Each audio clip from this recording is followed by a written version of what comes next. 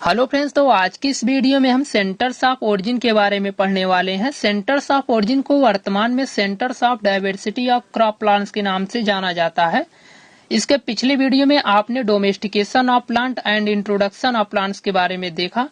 Domestication में आपको बताया गया था कि जब किसी वाइल्ड स्पीसीज को ह्यूमन अपने मैनेजमेंट के थ्रू अपनी देख रेख में उसका कल्टीवेशन स्टार्ट कर दे, उसकी खेती करना शुरू कर दे, तो उसे डोमेस्टिकेशन कहते हैं।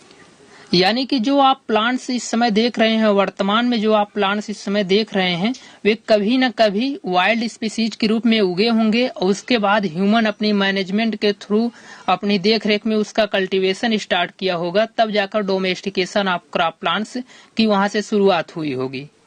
तो डेफिनेटली किसी न किसी जगह को उसका ओरिजिन प्लेस मानना चाहिए जहां पर वह पहली बार उगाई गई हो, जहां पर उसकी पहली बार खेती की गई हो।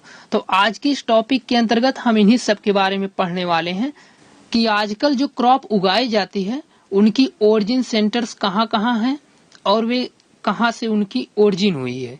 तो चलिए शुरू करते हैं। Centres of origin. Centres of origin को वर्तमान में centres of diversity of crop plants के नाम से जाना जाता है। इसमें पहला पॉइंट है centres of origin proposed first time AP day कंडोले in his book origin of crop plant. यानी सेंटर्स ऑफ ओरिजिन वर्ड को सबसे पहले एपी डे कंडोल के द्वारा उनकी लिखी हुई पुस्तक ओरिजिन ऑफ क्रॉप प्लांट्स की ये पुस्तक थी, उसमें इन्होंने सबसे पहले दिया था। और एपी डे कंडोल्स नाम के जो साइंटिस्ट हैं, इनका योगदान टैक्सोनॉमी में भी बहुत है। According to A P de Candolle's, cultivated plants originated from wild plant. यानी कि एपी डे कंडोल्स के अनुसार जो कल्टीवेटेड प्लांट्स हैं उनकी ओरिजिन जो हुई है वह वाइल्ड प्लांट से हुई है। इसके बाद N.I. वेविलाव नाम के एक साइंटिस्ट ने इसको कई बार रिसर्च किया और उसके बाद उन्होंने बताया कि अभी जो प्लांट्स पूरे वर्ल्ड में उगाए जाते हैं उनकी ओरिजिन वर्ल्ड के अलग अलग एरिया में हुई है और जिसको सेंटर्स ऑफ ओरिजिन या ओरिजिन सेंटर कहा जाता है। इसी के अकॉर्डिंग N.I. वेविलाव साइंटिस्ट जो थे उन्होंने एक डेफिनेशन दी, a geographical area with maximum diversity of crop plant are called as centres of diversity और सेंटर ऑफ ओरिजिन। यानी ऐसा जियोग्राफिकल एरिया जिसमें क्रॉप प्लांट्स की मैक्सिमम डाइवर्सिटी हो उसे सेंटर्स ऑफ ओरिजिन या सेंटर्स ऑफ डाइवर्सिटी कहते हैं। इसी के आधार पर सेंटर्स ऑफ ओरिजिन को 2 टाइप्स में डिवाइड किया गया। पहला प्राइमरी सेंटर्स ऑफ ओरिजिन और दूसरा सेकेंडरी सेंटर्स ऑफ ओरिजिन। तो इसमें अगर हम पहले नंबर पे प्राइमरी सेंटर्स ऑफ ओरिजिन की बात करें तो प्राइमरी सेंटर्स ऑफ ओरिजिन में उन्होंने कहा कि ऐसा भौगोलिक क्षेत्र जहां पर प्लांट डाइवर्सिटी भी ज्यादा हो और साथ ही साथ उसके रिलेटिव वाइल्ड स्पीसीज की संख्या भी ज्यादा हो, उसे प्राइमरी सेंटर्स ऑफ ओरिजिन कहते हैं। यानी कि जहां पर प्लांट डाइवर्सिटी भी हो और उसके साथ जो उसके रिलेटिव वाइल्ड स्पीसीज हैं उनकी भी संख्या अधिक हो तो उसे प्राइमरी सेंटर्स ऑफ ओरिजिन कहते हैं। इसकी अगर डेफिनेशंस की बात करें, in which geographical area maximum plant diversity with large number of relative wild species are found called as primary centres of origin. इसके बाद सेंटर्स ऑफ ओरिजिन टाइप्स का दूसरा टाइप है secondary centres of origin. Secondary centres of origin उन क्षेत्र को मानते हैं जहां पर प्लांट डाइवर्सिटी तो होती है लेकिन उसकी रिलेटिव वाइल्ड स्पीसीज जो रहती है वह नहीं पाई जाती, उसे सेकेंडरी सेंटर्स ऑफ ओरिजिन कहते हैं। अगर हम सेकेंडरी सेंटर्स ऑफ ओरिजिन की डेफिनेशन की बात करें, in which geographical area only maximum plant diversity but no wild relative species are found called as secondary centres of origin. इसके बाद N.I. वेविलाव ने 8 सेंटर्स ऑफ ओरिजिन को propose किया, बाद में 3 सेंटर्स और ऐड किए गए, तो कुल मिलाकर 11 सेंटर्स ऑफ ओरिजिन इस प्रेजेंट टाइम में है।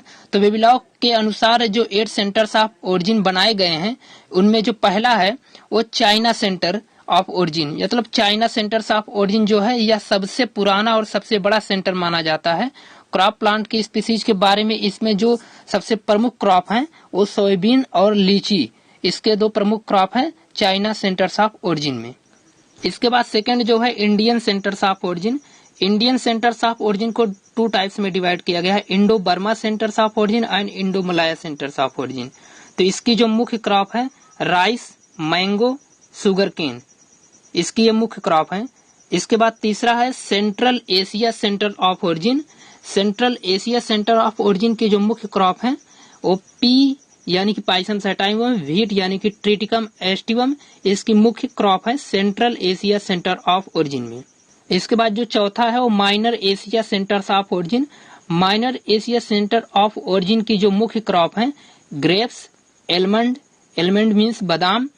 तो ये जो दो क्रॉप हैं ग्रेप्स और एलमंड, ये minor Asia centres of origin की मुख्य क्रॉप है। इसके बाद पांचवा है Mediterranean centres of origin. Mediterranean centres of origin की जो मुख्य क्रॉप है वो cabbage. Cabbage Mediterranean centres of origin की मुख्य क्रॉप है। इसके बाद अगला जो छठवां है Ethiopian centres of origin. Ethiopian centres of origin की जो मुख्य क्रॉप है वो बार्ली, कॉफी। बार्ली और coffee Ethiopian centres of origin की मुख्य क्रॉप है। इसके बाद अगला सातवां जो है central American centres of origin. इसमें कॉटन और मेज, ये जिसकी दो क्रॉप हैं, कॉटन और मेज central American centres of origin की मुख्य क्रॉप है। इसके बाद आठवां जो है south American centres of origin है। इस south American centres of origin को 3 कैटेगरी में डिवाइड किया गया है, Peru sub centre, Chilean sub centre and Brazilian sub centre. इसकी जो मुख्य क्रॉप है वो पपाया और टमाटो, इसकी मुख्य क्रॉप है। तो यह हुआ एनआई वेविलॉ के अनुसार जो 8 सेंटर से बनाए गए थे उनके बारे में, और लेटर ऑन इसमें 3 और ऐड किए, कुल मिलाकर इस समय 11 सेंटर्स ऑफ ओरिजिन है।